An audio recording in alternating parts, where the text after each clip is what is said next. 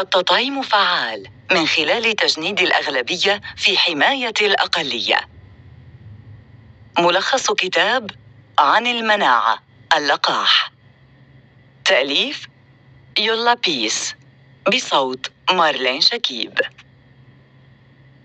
لطالما رغب الناس بحياة تملأها الصحة والعافية، فمنهم من سعى إلى الخلود، ومنهم من سعى إلى الصحة ودوام الشباب. لكن بنظر الأغلب دوام الصحة أشبه بالحلم. قد يبدو الأمر سخيفاً، أو أن السعي إليه ضرب من الجنون، لكن ليس لمن يملك جزءاً من روحه على سطح الأرض. فأغلب هؤلاء سعوا لذلك بعد أن رزقوا بأطفالهم. فكيف لأم أو لأب أن يرغبوا بدوام الصحة والعافية لأطفالهم مدى الحياة؟ لكن ذلك يعد مستحيلاً للأسف، وخصوصاً في ظل ما يشهده العالم من انتشار لأمراض يكاد يكون علاجها بعيد المنال، وإن كان متوفراً فإنه لن يضمن الشفاء من هذه الأمراض. إلا أن ذلك لا يلغي أهمية تلقي المطاعيم واللقاحات لما لها من أثر مهم في عملية علاج وإبطاء انتشار الأمراض، وخاصة الموسمية منها. لكن ما هي آلية عمل المطاعيم بشكل عام؟ وهل يختلف تأثيرها باختلاف السن؟ هذا ما ستوضحه لك السطور الآتية. الفصل الأول: اللحظات الأولى لحياة جديدة. تتزين لحظات الأم الأولى برؤية طفلها يخرج للحياة كامل الخلقة، معافى من كل مكروه. لكن سرعان ما تبدأ مخاوفها المستقبلية، كأن يصيبه داء لا دواء له. وهذا كان أكبر مخاوفي، خاصة وأنني وضعت مولودي بفترة انتشار إنفلونزا موسمية.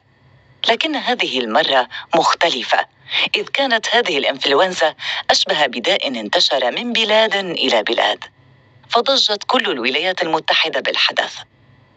نشرات توعية تصدر للناس بكيفية التعامل مع الأسطح المعرضة للاستعمال الكثيف، ومقالات ونشرات صحفية تصدر يومياً، مما أشعر الناس بخطورة الأمر وأثار مخاوفهم.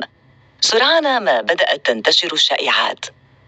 أغلب الناس غير واثقين بتدابير الحكومة وشركات تصنيع الأدوية واللقاحات، مما زاد من خوفهم أن أغلبها تخدم أهدافاً فاسدة.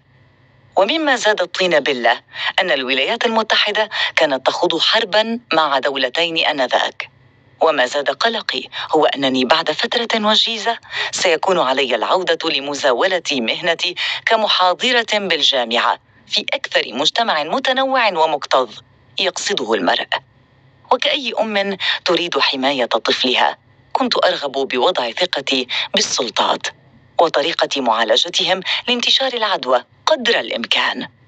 وقد كانت أغلب المخاوف والشائعات تتلخص بالآثار الجانبية للمطاعيم، كتسببها ببعض الأمراض مثل التوحد أو الاختلال الوظيفي لجهاز المناعة، أو تسبب بعضها بالتهاب الكبد الوبائي باء، أو السرطان، أو تسميم الأدمغة لما يحتويه بعضها على نسب لا بأس بها من الألمنيوم. لكن كيف تعمل المطاعيم؟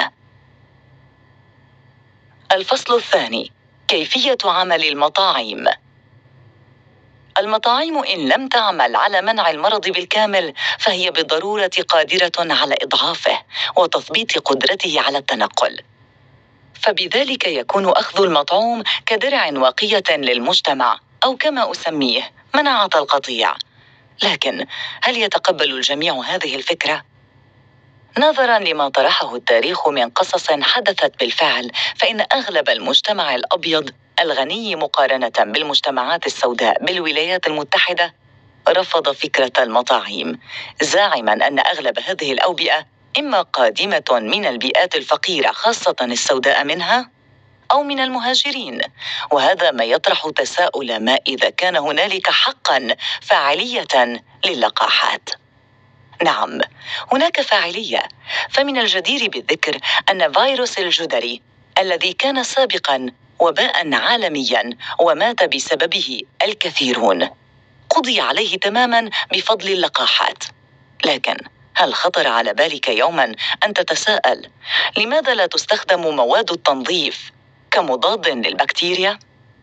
إن هذه المنظفات ليس لها الأثر البالغ، وأغلبها لا يفيد أصلاً بالقضاء على الجراثيم. بل واعترضت مؤسسة الغذاء والدواء الأمريكية على بعضها ولم توافق عليها لاحتوائها نسباً سمية عالية.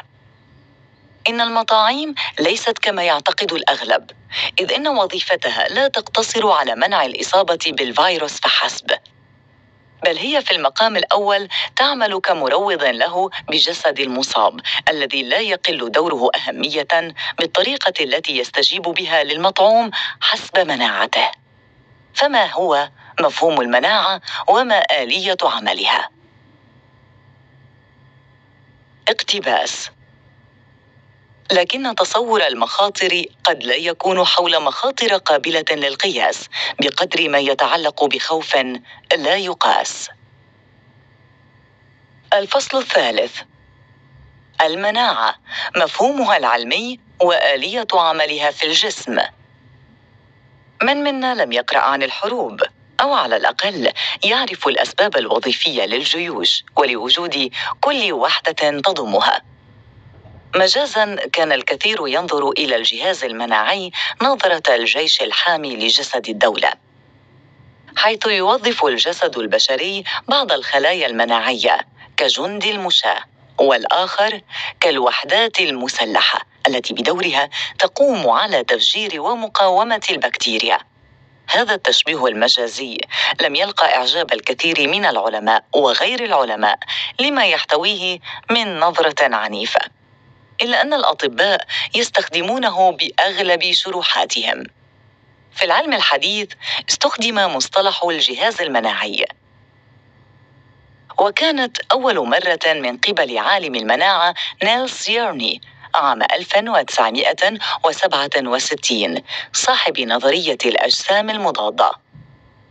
أعطى هذا المصطلح للمناعة شمولية أكثر، وخصوصاً لوظائفها المركبة، إذ تبدأ وظيفة هذا الجهاز من الجلد الذي بدوره ينتج مواد كيميائية حيوية تعيق نمو أنواع محددة من البكتيريا، ثم تنتقل إلى الجزء الأعمق بقليل، إذ يحتوي خلايا مضادة للالتهاب وتستطيع قتل مسببات الأمراض، ثم تنتقل إلى أغشية الجهاز التنفسي الهضمي والبولي التناسلي، وما ينتج من مخاط قاتل ومضاد لمسببات الأمراض وخلايا مجهزة لإنتاج أجسام مضادة بشكل مستمر لضمان استمرارية المناعة. كما يقوم جهاز الدوران بنقل مسببات الأمراض إلى الطحال، بدوره يعمل على تنقية الدم وإنتاج الأجسام المضادة. أما مسببات الأمراض التي تقوم بالدخول عن طريق الجلد يتم نقلها إلى العقد الليمفاوية، ويتبعها إحاطة هذه الأجسام بمجموعة من الخلايا التي تقوم على ابتلاعها، قتلها، وتذكرها لمرجعيات مستقبلية. تقوم الغدة الزعترية ونخاع العظم بإنتاج خلايا مناعية مختصة تقوم بتدمير الخلايا المصابة بالعدوى، والتي تعمل بعضها على ابتلاع بعض مسببات الأمراض، ومن ثم إرسال إشارات حيوية لإخطار الخلايا المراقبة باحتمالية وجود عدوى أو خلايا سرطانية، بحيث تتأهب باقي الخلايا لمقاومة الخطر القادم. ويمتلك حديثو الولادة نفس جهاز المناعة، إلا أنه يختلف قليلاً من ناحية الكفاءة.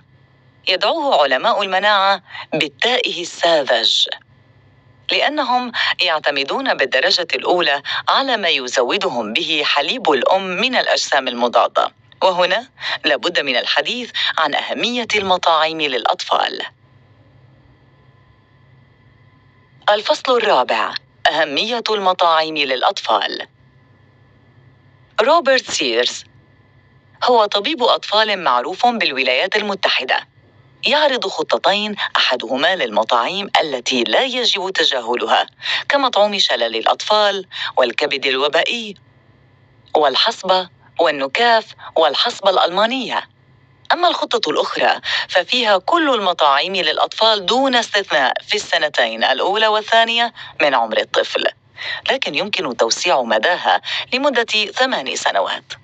ومن الجدير بالذكر أهمية قيام الأهل بتوفير أعلى درجات الرعاية الصحية والحماية من الأمراض المعدية المنتقلة بين الأطفال إذا اتبعت الخطة الأولى. فمثلا الكزاز ليس بالمرض الذي يصيب الأطفال وفقا للدكتور روبرت، كما أن الكبد الوبائي أيضا نادر الحدوث، والحصبة ليست بذاك السوء. والآن فلنتطرق للسؤال الآتي: هل هناك صلة بين المطاعيم والأعراض الجانبية لها؟ حتى الآن ليس هناك أي علاقة واضحة بين المطاعيم والأعراض الجانبية لها، لكن هل هذا ينفي أنها لم تتسبب ببعض الأعراض الجانبية غير المباشرة؟ بالطبع لا. فمثلا مطاعيم الحصبات بالعادة تسبب حمى للأطفال التي بدورها قد تؤدي لبعض التشنجات، فنستطيع القول إنه حتى المسببات غير المباشرة هي أيضا مسببات. لكن لماذا يستثني البعض أنفسهم من فكرة اللقاح؟ غالبا ما ترجع الأسباب لأفكار دينية وفلسفية أو طبية، لكن موضوعا كهذا يؤثر على المجتمع بأكمله، ليس بحاجة وضعه بفلسفة أو أطر دينية أو استشارة لتحديد ما إذا كان هناك خطأ بتجاهل اللقاحات. إن أعظم مشكلة يواجهها الناس بالمجتمعات هي عدم إدراكهم لحجم التأثير الذي يحدثونه، سواء أكانوا أغنياء أم فقراء، متعلمين أم جاهلين. أجسادنا ليست مستقلة كما يعتقد البعض، فصحتها تتأثر بخيارات الناس التي تحيط بها بشكل كبير. فقرة بارزة من الكتاب. إذا تخيلنا تأثير اللقاح ليس فقط من حيث كيفية تأثيره على جسم واحد، ولكن أيضا من حيث كيفية تأثيره على الجسم الجماعي للمجتمع، فمن العدل التفكير في التطعيم كنوع من بنك المناعة. المساهمة في هذا البنك هي تبرعات لأولئك الذين لا يستطيعون أو لن يكونوا محميين بحصانتهم الخاصة. هذا هو مبدأ مناعة القطيع، ومن خلال مناعة القطيع يصبح التطعيم الشامل أكثر فعالية بكثير من التطعيم الفردي. الخاتمة: إن أمل عدم الإصابة بالأمراض بشكل قطعي يعد حلماً مستحيلاً، الأمر الذي يفرض علينا أن ننتقي خيار الوقاية من الأمراض. قد يكون ذلك ممكناً بما توفره العلوم الطبية من لقاحات ومطاعيم تسهم في تثبيط المرض داخل جسد المصاب، وذلك من خلال دعم جهاز المناعة الذي يعمل كوحدة واحدة، أشبه بجيش يقاوم ويقتل البكتيريا المهاجمة لجسم الإنسان. وقد يترافق ذلك مع أعراض مزعجة كالإصابة بالحمى وغيرها، وخصوصا لدى الأطفال، لكن ذلك لا يجعل من المطاعيم وحشا نتجنب الحصول عليه. علينا جميعا أن نتذكر: نحن لا نعيش وحدنا في هذا العالم، فخيار أحدنا بتجنب أخذ اللقاح أو العلاج لمرض ما يؤثر على صحة من حوله حتماً. لذا على كل فرد منا أن يدرك حجم تأثير قراره هذا.